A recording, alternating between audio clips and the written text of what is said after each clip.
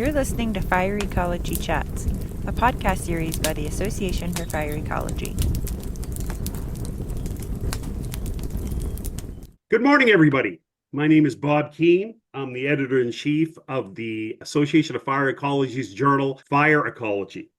Today, I am very much proud to present you a wonderful speaker we have who's going to be talking about the paper Impact and Recovery of Forest Cover Following Wildfire in the Northern Rocky Mountains of the United States. Would you please welcome Maggie Epstein. Maggie, could you introduce yourself and tell us where you're from? Hi, Bob. Thank you for having me. My name is Maggie Epstein. I am a PhD student at the University of Montana in the National Center for Landscape Fire Analysis. That is my job during the winter. During the summer, I am a firefighter on the Nez Clearwater National Forest, where I'm a senior firefighter on a wildfire use module. Very good. Well, thank you for coming, Maggie. We really appreciate your time. I know you're busy and it's a big fire season. So you are going to be talking about a place that is probably two of my most favorite places in the whole wide world, the Bob Marshall and Selway Bitterroot Wilderness areas. So could you give a quick kind of a summary about what your paper is all about? So my paper is about impact and recovery in wilderness areas in the Northern Rocky Mountains. So what we're seeing in the Western United States right now is the early harbingers of forest conversion under climate change. So what that means, under hotter and drier conditions, forests burn and they're not coming back to the same conifer communities they used to be. We're seeing this pretty pronounced in the Southwest and in the Cascades, but it's been less pronounced in the Northern Rocky Mountains so far. And a lot of field work has indicated that the Northern Rocky Mountains are actually quite resilient. So these conifer communities are coming back after fire. I set out to evaluate that systematically so we could create a monitoring baseline. So if these communities do ever start to convert to grass and shrubland, we'll have a way of knowing really fast.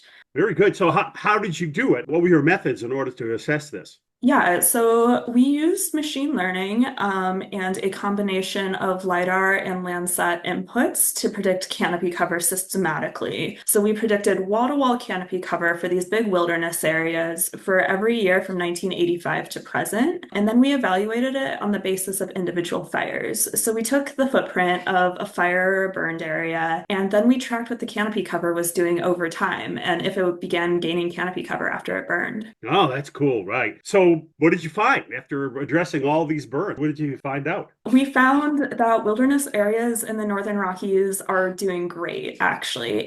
85% of land area appears to be recovering from fire as evaluated by canopy cover. However, the caveat, areas that don't recover super well, so areas that seem to struggle after fire, they're a lot more recent than their recovering counterparts. They tend to happen after about 2003. So did you find climate change signal in that analysis?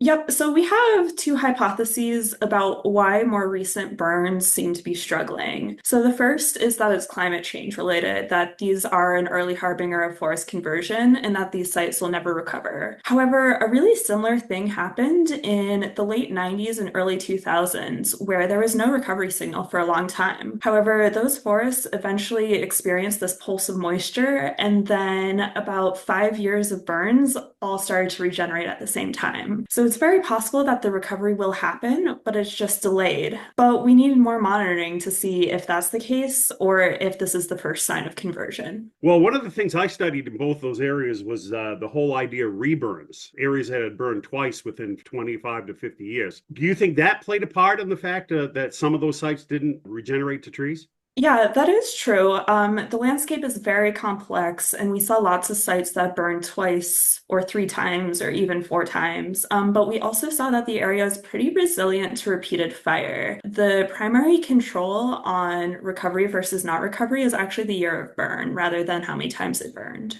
Oh, okay. Well, this is surely an interesting study. I really enjoy reading all about it in Fire Ecology. I surely appreciate your attendance today and your time and effort. Do you want to recognize your co-authors and any funding agency? Yes. So I did this work with Dr. Carl Salstad and Dr. Chris Moran, both at the University of Montana, and we were funded by the National Center for Landscape Fire Analysis and the National Science Foundation on an EPSCoR Research Infrastructure Improvement Grant. Oh, very good. good. Well, thank you, all of you, for the wonderful study. And everyone who's listening, you can get this paper today. You can download it for free from the Fire Ecology website. I encourage you to do it. It's a very interesting study, incredible amount of data that was collected, and really cool methodology. Thank you again, Maggie Epstein, for coming on our show today. Thanks, everyone, and we'll see you on the next Fire Ecology Chat.